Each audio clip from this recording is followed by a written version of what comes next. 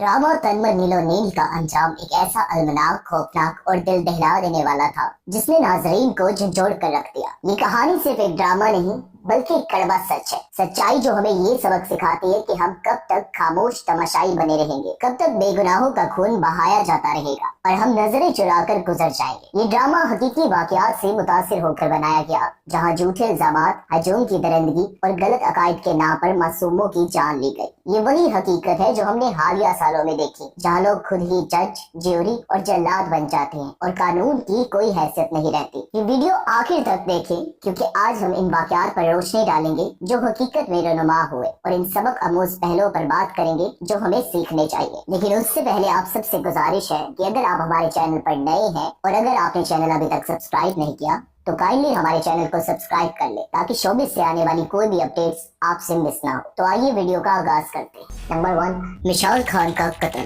13 अप्रैल 2017। ये 13 अप्रैल 2017 की बात है जब मर्दान की अब्दुल वली खान यूनिवर्सिटी में एक ज़हीन तालिब इल्म मिशाल खान को झूठे इल्जामात की बुनियाद पर अपनी जान से हाथ धोना पड़ा।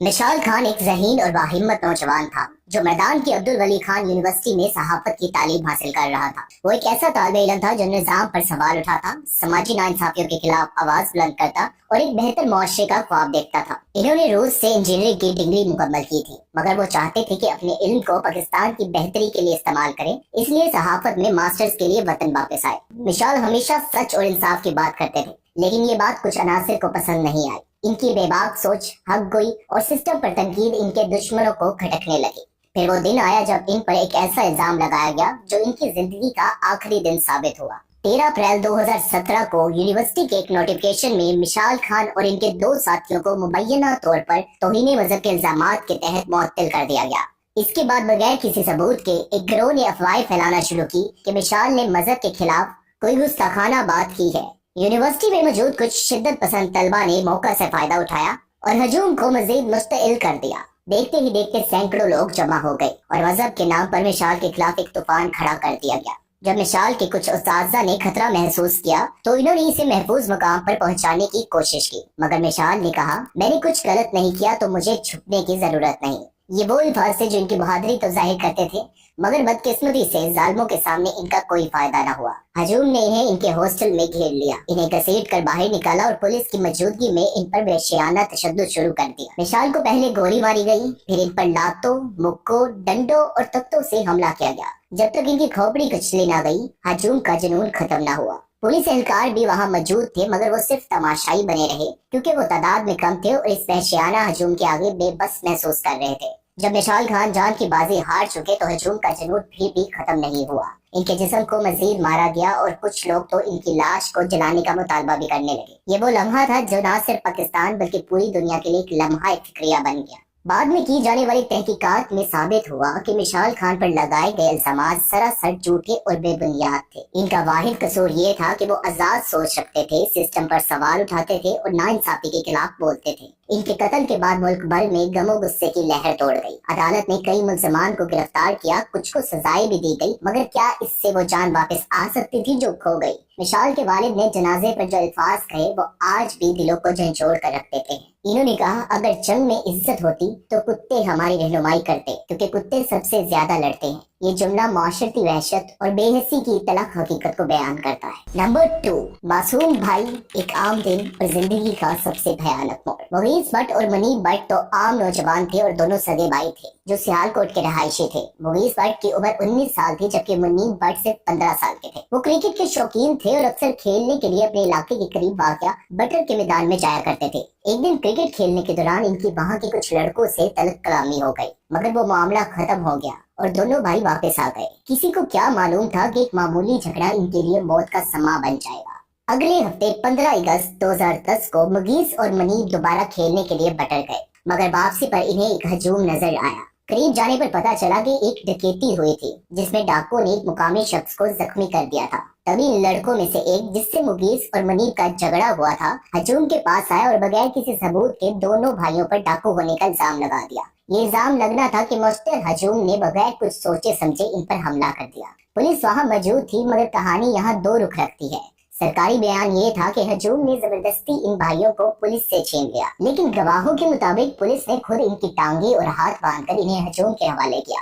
यहाँ सवाल ये पैदा होता है कि जिन पर कानून की हिफाजत की जिम्मेदारी थी वही कातलों की सहूलतकार क्यों बने। हजूम ने इन दोनों भाइयों को बुरी तरह पीटना शुरू कर दिया। पहले इन्हें डंडों से मारा गया, फिर पत्थर बरसाए गए। मुनीब जो सिर्फ 15 साल का था कुछ ही मिनटों में दम तोड़ गया, लेकिन मुगीस का दर्दनाक इम्तिहान 1.5 घंटे तक जारी रहा। वो तड़पता रहा, चिल्लाता रहा, मगर किसी को रहम न आया। गवाहों के मुताबिक आखिर में मुगीस खुद मिन्नतें कर रहा था कि मुझे मार ही डालो ताकि ये अजियत खत्म हो। लेकिन हजूम की दरिंदगी यही खत्म नहीं हुई। जब वो दोनों शहीद हो गए तो इनकी लाशों को उल्टा लटका दिया गया, फिर एक ट्रैक्टर पर रखकर पूरे इलाके में इनकी लाशों की बेहुरमती की गई। और सबसे शर्मनाक बात, पुलिस एहलकार इस फिल्म का हिस्सा बने थे। जब ये वाकया मंजरे आम पर आया तो पूरी कौम सदमे में आ गई। लोगों ने एहतजाज किए, सोशल मीडिया पर आवाज उठाई, फेसबुक पर इंसाफ तो के पेजेस बने, सैकड़ों लोग इस्लामाबाद प्रेस क्लब के बाहर जमा हुए। लेकिन अफसोस के असल मुजरिमों को बचाने की कोशिश की गई। पुलिस एहलकारों को सिर्फ गफलत का मर्तकब करार देकर 2 साल की कैद दी गई। कई मुजरिम रहा हो गए, कुछ जमानत पर छूट गए, और आज भी असल इंसाफ एक सवालिया निशान बना हुआ है। नंबर 3, प्रियंका कुमारा एक गैर मुल्की शहरी जो पाकिस्तान में काम कर रहा था। प्रियंका कुमारा एक श्रीलंकन शहरी थे जो 7 साल से सियालकोट में राजको इंडस्ट्रीज के फैक्ट्री मैनेजर के तौर पर काम कर रहे थे। वो एक प्रोफेशनल और मेहनती इंसान के तौर पर जाने जाते थे, मगर 3 दिसंबर 2021 को एक झूठे इल्जाम ने इनकी जिंदगी छीन ली। कहानी का आगाज इस वक्त हुआ जब एक अफवाह फैली कि प्रियंका ने फैक्ट्री में लगे एक पोस्टर को हटा दिया था जिस पर मुबैना तौर पर मुकद्दस अल्फाज दर्ज थे। ये बात आनन फानन पूरे इलाके में फैल गई। देखते ही देखते फैक्ट्री के बाहर हजूम इकट्ठा होने लगा। दोपहर तक वो हजूम मुश्तिल हो चुका था और फैक्ट्री में दाखिल होकर प्रियंका को पकड़ लिया गया। इस मौका पर पुलिस ने अपना रवायती रवैया अपनाया। वो तमाशाई बनी रही। फैक्ट्री में मौजूद मुलाजमीन और हजूम ने प्रियंका पर वहशियाना हमला किया। इन्हें जमीन पर घसीटा गया, मारा गया और इनके कपड़े फाड़ दिए गए। कुछ ही देर में वो जख्मों की ताब ना लाते हुए दम तोड़ गए, मगर सफाकियत यहाँ खत्म नहीं हुई। इनकी लाश को आग लगा दी गई। ये सब कुछ सरेआम होता रहा और शर्मनाक बात ये थी कि कई लोग इस बेरहमी के मनाजिर अपने मोबाइल फोन में रिकॉर्ड कर रहे थे। यहाँ तक कि कुछ ने लाश के साथ सेल्फियां भी बनाई। सरकारी तौर पर कहा गया कि प्रियंका पर तौहीन मजहब का इल्जाम था, मगर तहकीकात ने हैरानकुन हकाइक सामने रखे। इस फैक्ट्री की इमारत में तज़यीनो आराइश हो रही थी और पोस्टर्स हटाए जा रहे थे। अमकान ये था कि प्रियंका ने बेदिहानी में कोई पोस्टर हटाया हो या फिर किसी ने इन पर जाती रंजिश निकाली हो। नंबर 4, लिबास की तहरीर और हजूम का रद्द-ए-अमल। ये वाक़या लाहौर के मसरूफ इलाके इचरा मार्केट में पेश आया, जहाँ एक खातून अपने शोहर के साथ खरीदारी के लिए गई हुई थी। इनके सफेद लिबास पर रंग बिरंगी अरबी तहरीर लिखी थी। एक इंतहा पसंद गिरोह जो दावा किया कि ये लिबास तौहीन मजहब के ज़मरे में आता है। देखते ही देखते एक मुश्तिल हजूम इकट्ठा हो गया और खातून को धमकियां देने लगा। वो बेबस, खौफजदा और जान के खतरे में थी। इसकी खुशकिस्मती ये थी कि पुलिस ने फौरी रद्द-ए-अमल दिया और assistant superintendent of police ASP Syeda Shehr Bano Naqvi मौका पर पहुंची। वो खातून को हजूम के दरमियान से निकाल कर महफूज मुकाम पर ले गई। खातून को बुरखा पहनाकर महफूज तरीके से रेस्क्यू किया गया। बाद जब मामले की मुकम्मल तहकीकात हुई तो हकीकत कुछ और निकली। खातून के लिबास पर किसी भी कुरानी आयत का वजूद नहीं था। ये सिर्फ खूबसूरत, प्यारा, मीठा जैसे आम अरबी अल्फाज थे जो एक डिजाइन का हिस्सा थे। ये लिबास दरअसल एक सऊदी ब्रांड शार्क रियाज का था जो रमजान 2022 में लॉन्च हुआ था। ये वाजिया हो गया कि ये सब एक गलत फहमी की बुनियाद पर हुआ था, मगर अफसोस कि इस गलत फहमी ने एक बेगुनाह औरत की जान को खतरे में डाल दिया। इस वाक़ये के बाद खातून से माफी मंगवाई गई। खातून ने अपनी माफी पेश करते हुए कहा कि मुझे मालूम नहीं था कि मेरे लिबास पर अरबी में क्या लिखा है। मैंने तो बस इसे एक आम डिजाइन समझा। अगर किसी की दिल आजारी हुई तो मैं माजरत ख्वाह हूँ। ये लिबास खुद बताते हैं कि वो किसी भी नुकसान पहुंचाने के इरादे के बगैर ये लिबास पहनकर बाहर निकले थे। ये कहानी सिर्फ एक ड्रामा नहीं बल्कि एक आईना है जो हमें हमारे मुआशरे की तलख हकीकत दिखाता है। तनमन नीलो नील ने हमें वो सबक दिया जो शायद किताबों में नहीं मिलता। बेगुनाहों का खून बहाना किसी भी मजहब, किसी भी अखलाकियात और किसी भी कानून में जायज नहीं। आज हमने सिर्फ कहानी नहीं देखी बल्कि हकीकी वाकयात को महसूस किया। वो जुल्म जो हमारे आसपास होता रहा, वो खून जो नाहक बहा गया और वो खामोशी जो सबसे बड़ा जुर्म बनी। लेकिन सवाल ये है कि हम क्या करें? क्या हम सिर्फ एक और खबर समझकर भूल जाएं या हम सीखें, सोचें और अपनी आवाज बुलंद करें? कमेंट सेक्शन में अपनी राय जरूर दें। आपकी एक आवाज जुल्म के खिलाफ खड़ा होने की पहली सीढ़ी बन सकती है। वीडियो को लाइक करें, शेयर करें और चैनल को सब्सक्राइब करें ताकि हम मजीद ऐसे हकाइक आप तक पहुंचाते रहें। और आपको ड्रामा तन्मो नीलो नील की एंडिंग कैसी लगी इसके बारे में भी हमें कमेंट सेक्शन में लास्ट में बताएं। मिलते हैं अगली वीडियो में, तब तक के लिए अल्लाह हाफिज।